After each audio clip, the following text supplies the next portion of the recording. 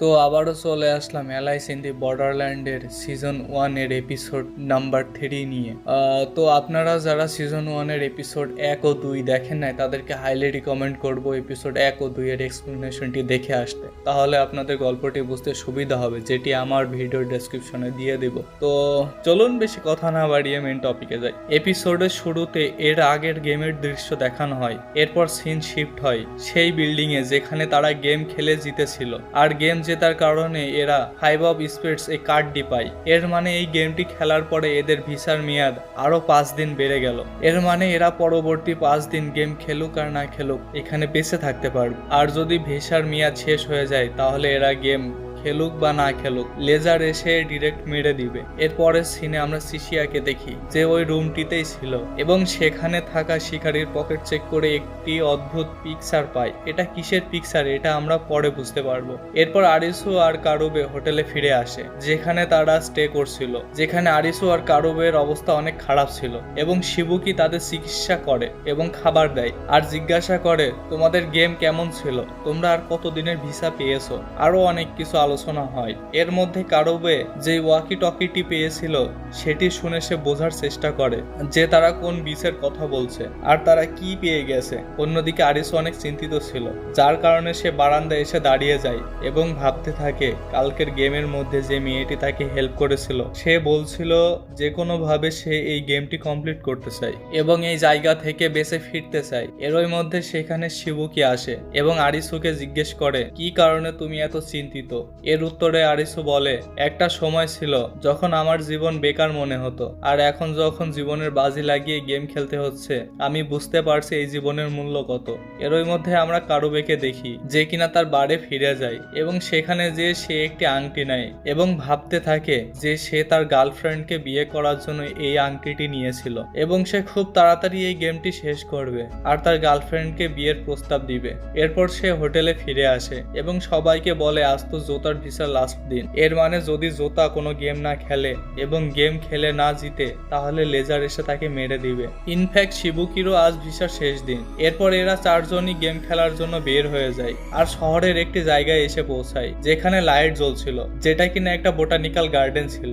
আর এই জায়গার গেমটি জাস্ট 4 জন প্লেয়ারের জন্য প্ল্যান করা ছিল।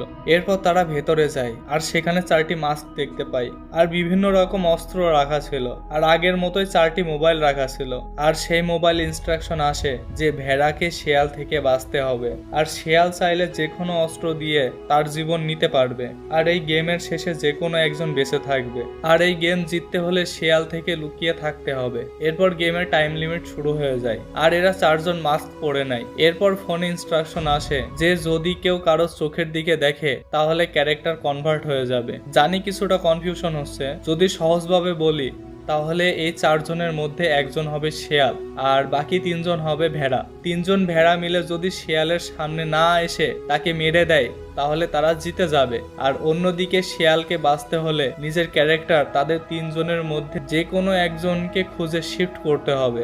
আর যদি কেউ এই 3 জনের মধ্যে থেকে শেয়ালের চোখে পড়ে যায় তাহলে সে নিজেই শেয়াল হয়ে যাবে। এরপর আমরা দেখতে পাই শিবুকি শেয়াল হয়েছিল, যাকে মারতে কারুবে তার পিছন নেয়, কিন্তু আরিসু এটা করতে চাচ্ছিল না। আরিসু শিবুকির চোখের দিকে দেখে নেয়, যার কারণে এবার আরিসু শেয়াল হয়ে যায়। অন্যদিকে কারুবে তো জানতো যে শেয়ালকে মেরে দিলে সে জিতে যাবে এবং নিজের জীবন বাঁচিয়ে নেবে, কিন্তু আরিসু এটা চাচ্ছিল না, যার কারণে সে একটি জায়গায় গিয়ে লুকিয়ে পড়ে এবং নিজের গলায় থাকা মাস্ক খোলার চেষ্টা করে, কেননা সে এরকম মাস্ক এর আগের গেমে শিকারীর গলায় দেখেছিল, যাকে কিনা গেম খেলতে বাধ্য করা হয়েছিল। এরই মধ্যে এই 4 জন একে অপরকে অনেক খোঁজার চেষ্টা করে।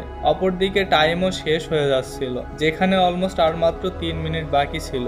এরই মধ্যে এরা ভাবতে থাকে যে এরা ছোট থেকে 3 জন বেস্ট ফ্রেন্ড এবং এরা মনে করে অতীতে এরা কিভাবে মজা করত, একসাথে স্কুল পালাতো, টাকা চুরি করত, পার্টি করত, আরো অনেক কিছুই করত।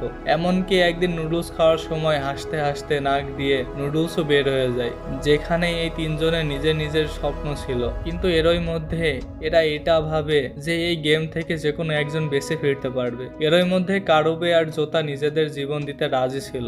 অন্যদিকে শিবুকি তো এই গেমটি জিততে চাচ্ছিল, কিন্তু সে এই 3 জনের কথা শুনে অনেক ইমোশনাল হয়ে যায় আর আর নিজের জীবনও স্যাক্রিফাইস করতে রাজি হয়ে যায়। এরপরে এই তিনজন বাকি 2 মিনিট 50 সেকেন্ড কোনো কথা না বলে বসে পড়ে, কিন্তু আরিসু চায় না তারা মারা যাক। এই জন্য সে চারিদিকে তাদেরকে খুঁজতে থাকে আর বলতে থাকে, আমি গেম জিততে চাই না, আমি গেম হারতে চাই, তোমরা সবাই কোথায়, প্লিজ সামনে এসো। কিন্তু তার বন্ধুরা আরিসুকে বাঁচাতে কোনো কথা বলে না। আর গেমের 10 সেকেন্ড বাকি থাকতে তারা সবাই একে অপরের সাথে কাটানো মুহূর্তের জন্য সবাই সবাইকে ধন্যবাদ দেয়। আর অন্যদিকে শিয়াল হওয়ার কারণে আরিসু বেঁচে যায়, আর ওরা তিনজন শিয়ালকে না মারতে পারায় শাস্তি স্বরূপ তাদের মাস্ক ব্লাস্ট হয়ে যায় এবং তারা সেখানেই মারা যায়। আরিসু তার বন্ধুদের লাশের কাছে এসে অনেক কান্না করে, কেননা এই গেমটি জেতার কারণে সে তার লাইফের অনেক কিছুই হারিয়ে ফেলেছে। তার সেই বন্ধু কারবি আর জোতা, যারা কিনা সবসময় তার পাশে ছিল, তারা এখন এই দুনিয়ায় নেই। আর এই গেমটি জেতার ফলে সে 5 অফ স্পেডস কার্ডটি তো পেয়ে যায়, কিন্তু আরিসু ভেতর থেকে অনেক ভেঙে পড়ে।